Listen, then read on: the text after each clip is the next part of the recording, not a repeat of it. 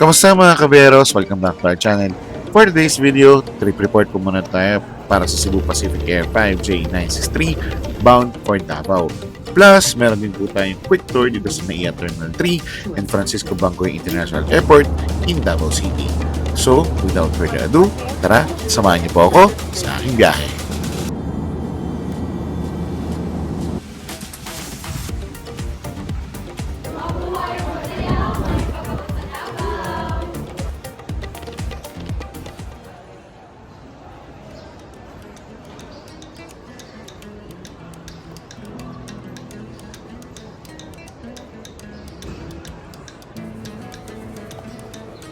Kung bago nga po pala kayo dito sa aming channel, please click the subscribe button and notification bell para updated ka sa mga bago naming videos.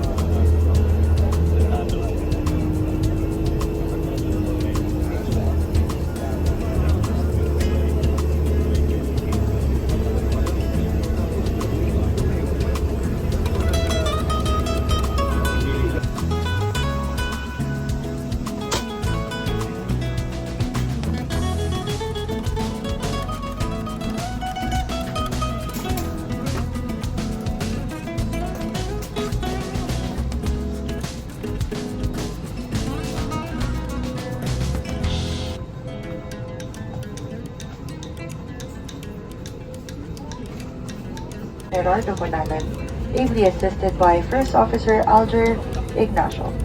Our flying time is approximately 1 hour and 30 minutes.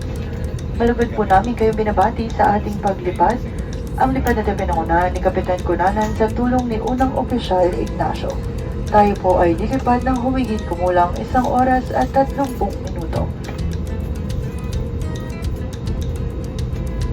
Ladies and gentlemen, please direct your attention to your cabin crew who will demonstrate the safety features of this aircraft. Each seat is provided with a seat belt. To fasten, push ends together. Tighten seat belt by pulling loose end. To unfasten, lift top of buckle and pull free end to release. In case of water landing, your life vest is found under your seat. Remove sharp objects from your body. To don, slip vest over the head. Take tape around the waist and push end to buckle.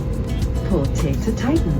When outside the aircraft, pull inflation tags to inflate vest. Manual inflation is done by means of the red tubes. Blow to increase air. And push pins inward to release air. Light automatically illuminates once the battery is immersed in water.